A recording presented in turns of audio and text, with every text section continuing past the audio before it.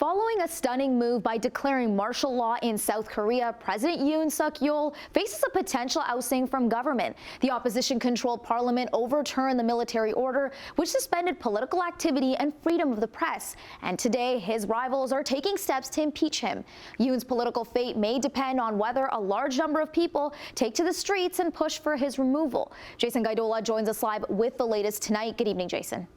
Good evening, Manisa. President Yoon hasn't personally responded to the impeachment bid, but his party has indicated that they are ready to reject it, leaving more questions regarding the country's political instability.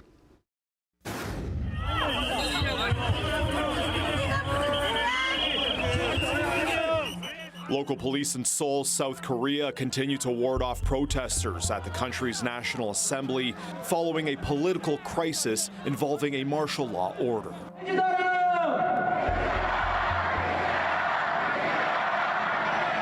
During a rally, demonstrators chanted "Arrest and resign," referring to President Yoon Suk Yeol, who declared a suspension of democracy and then rescinded his military deployment following a chaotic standoff between protesters and the army outside the National Assembly. Parliament swiftly voted against the martial law directive. He is using a very unusual tool, as it were, in order to try to, from the opposition's perspective, undermine democracy. From the ruling party's perspective, trying to get the ball moving. He probably thought he had much more support within the ruling party for his actions than he actually did. And that is, of course, what enabled the order to be overturned so quickly. Now opposition members are pushing to have Yoon impeached from government, and it's raising questions about Yoon's ability to govern the remainder of his term. Although we'll have to find out just how complicit the military was in this. If it really was, and we don't know, that is a genuine sign of political instability. I do think if there's impeachment, if President Yoon chooses not to resign, I think the impeachment will go much more rapidly than it did with Park Geun-hye in 2017. I think Yoon Suk Yeol will probably be out of office by the end of January. The unpopular Yoon has been under pressure over his policies and scandals he's associated with.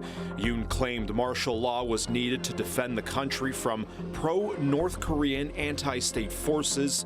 However, Yoon did not indicate any specific threats. There's a long, decades-long history of calling the opposition pro-North Korean.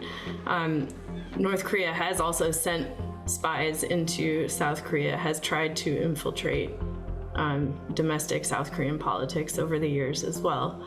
To the extent that they have anything going on now, I have not seen any evidence. Meanwhile, Western allies across the world are watching the process unfold, and American officials say they were not aware of Yoon's intention to deploy the military.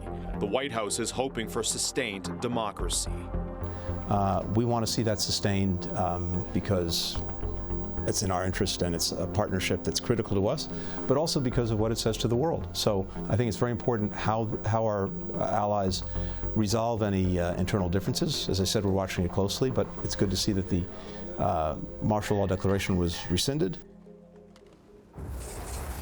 A motion to impeach President Yoon was presented in Parliament today, and Assembly members are expected to vote on it on Saturday.